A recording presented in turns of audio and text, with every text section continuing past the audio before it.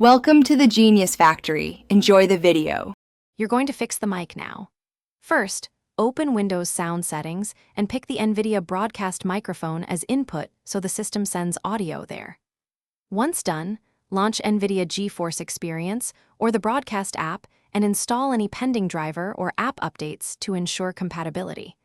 Then disconnect and reconnect your headset or USB mic to force a re-enumeration of devices. This clears temporary USB or driver glitches and gets the input recognized by both Windows and Nvidia software. Now adjust the deeper settings. Open Sound Control Panel and set the Nvidia mic to 48000HC, 16-bit or 24-bit depending on your device. Mismatched formats can break capture.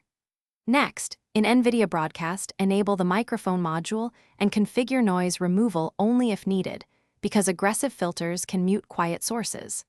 Also make sure Windows Privacy allows apps to use the microphone. Without that permission, games and chat apps won't receive audio even though the device is connected.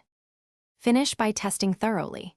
Use Windows Test Your Microphone and record a short clip in Nvidia Broadcast to verify voice, volume, and processing. If you still have issues, reinstall Nvidia Broadcast or roll back the driver to the previous stable version. Driver regressions sometimes break input.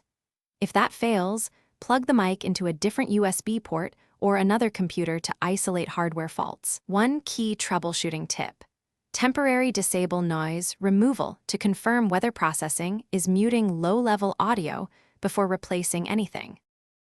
Thanks for watching. If you found this helpful, don't forget to like and subscribe.